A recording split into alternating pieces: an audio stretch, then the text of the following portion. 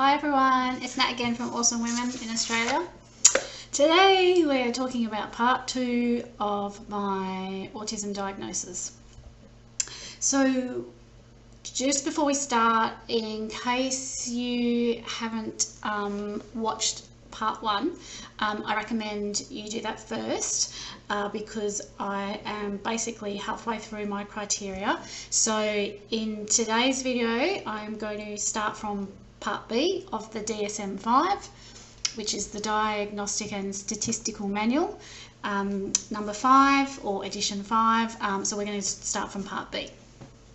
So if you've watched part 1, fantastic. So I'll start from part B, which is restricted repetitive patterns of behaviour, interests or activities as manifested by at least 2 of the following, so currently or in history. So for those of you that don't know, the DSM-5 is the criteria that psychologists or psychiatrists have to follow here in Australia in order to give you a diagnosis. So as you can see, as I'm discussing the different parts of the criteria, you can see how a lot of it relates to very stereotypical autistic behaviour, which may manifest in autistic women in different ways. So this is where a good clinician, someone that understands how autism can present in girls and women differently, how this is really important. Because I don't line up trains, I don't flip objects, but my autistic son does. I don't have echolalia, but one of my autistic sons can do that as well. So part B, so that's the main category. Then number 1 of part B is stereotyped or repetitive motor movements, use of objects or speech, such as simple motor stereotypes, lining up toys, flipping objects, echolalia, and idiosyncratic phrases. So for example, in my assessment report, it says I engage in fidgeting mannerisms with my hands and nails, and occasionally I bounce my legs. So that's what the clinical psychologist noted. Now this could actually relate to stimming. If I am in a environment that I'm not familiar or I haven't met someone before, you know, I might I tend to do this. I tend to just kind of do that with my fingers a lot. Sometimes I'll do this, and other times I will bounce my legs.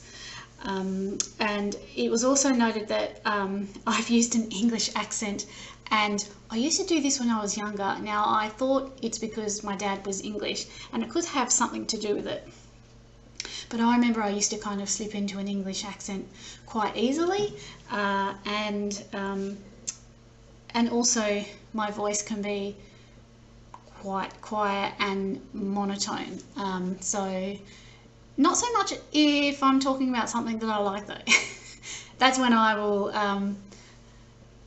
my voice will sound a little bit different. But otherwise, yeah, that was something else that the psychologist noted. Another thing I just wanted to mention, finishing off on part 1, was with emotions. I actually feel emotions very strongly. So the way I react to things sometimes, I think I speak before I think, and I can seem like I've got very extremes of emotions. And that's not with all autistic people, but that's something that I've noticed in myself as well. So I feel emotions very strongly. So number 2 on the report of part B is insistence on sameness, inflexibility, adherence to routines, or ritualised patterns of verbal or non-verbal behaviour. So for example, extreme distress at small changes, difficulties with transitions, rigid thinking patterns, greeting rituals, and the need to take like the same route or eat the same foods every day. So with myself, I find that I can get a bit flustered if it's a last minute change. So in some ways I'm not good at transitioning if I have to do it quickly, like at the last minute. More so if it's to do with myself. If it's to do with my children and their changes, I seem to adapt better with that. I eat a range of foods. I'm not a fussy eater, but some autistic women are.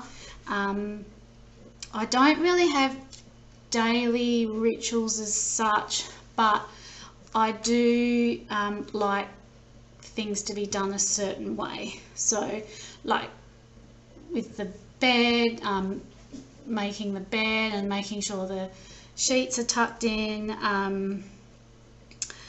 I'm aware of how to greet people, and because I was diagnosed at 45, over my life, not knowing that I was autistic has meant that I've had to learn how to do a lot of things, and I've observed people. So I've always thought I'm a bit voyeuristic in the fact that I've always watched people. I'm really interested in how people interact and when they're talking, and I just thought maybe that's just what people do. But now I understand that was my way of understanding more body language between people. So I don't think I'm very good at picking up on people's body language in terms of their face and what that's saying. And in some ways I might not be very good at actually, when I express myself, showing it in my face as well, which may be confusing to other people. So that covers that part there, number 2. Like I said, transitions, I've noticed with my autistic boys, that is a huge thing. If they're in an activity, I have to give them time to finish the activity to a point where they are satisfied and happy with that outcome. I can't say, boys, we've got 5 minutes to go, we are leaving in 5 minutes, because that can be very stressful for their internal system and stressful for their body in terms of making that transition. So it's something that I have to give them a little bit more control in. That's number 2. Number 3 is highly restricted, fixated interests that are abnormal in intensity or focus. For example, strong attachment or preoccupation with unusual objects, excessively or perseverative interests. Right, so I noticed that I could garden all day if I could. Gardening is something that I've always loved. I'm really interested in plants, different types of plants. I remember when I was a child, I used to collect cicada shells growing up in the Blue Mountains. That's something that I remember, which is a little bit different, I suppose, for a girl. I love things like interior design. I have a lot of, interests that will fluctuate over time. And I like things to be matching, like bed linen, socks, things like that. Number plates, I'm really fascinated in number plates, especially country number plates. I'm quite good at remembering. I remember some of the number plates of the cars I've had over the years. Yeah, so that was number 2, and that was criterion met. So one thing I haven't mentioned is that as we go through, you can meet a criteria or you can partially meet a criteria, and I'll explain this at the end. So number 4 of part 2 is hyper or hyporeactivity to sensory input or unusual interest in sensory aspects of the environment, such as apparent indifference to pain, temperature, adverse response to specific sounds or textures, excessive smelling or touching of objects, visual fascination with lights or movement. So I find that my smell is quite acute. I can smell deodorant, perfume, you know, if someone's put it on and they've left the room, even for a while. Yeah, I'm quite sensitive to smells as well. I love smelling books, new books, especially new books. I love flicking through the pages and just smelling that new book smell. And textures and things, so I guess soft textures I really like. Soft bed linen, flannelette sheets, especially in winter, soft blankets, almost like that kind of velvety material kind of softness. Interestingly, the site noticed that I've got a high pain threshold, and I think this comes about because having 3 children, giving birth to 3 children, I didn't use any painkillers, so no pethidine, no epidural, all natural births, all were, well, 7 hours and then 4.5 and 4 hours of labour. No painkillers, no gas, nothing except for some aromatherapy essential oils, and having a water birth as well. So I found that I really, for those of you that have given birth, you will know what childbirth can be like. It can be very excruciating in terms of the contractions, but I found that I really drew on all my strengths, and I also practiced some yoga. So I used visualizing and really kind of got through it that way, and yeah, and I didn't need any painkillers. And I guess in terms of if I cut myself, yes, it's going to hurt, but things that I can associate with being more natural, I think, like the childbirth, that kind of pain, I can work my way through it a little bit better, if that makes sense. And that was criterion met, so I met that criteria as well.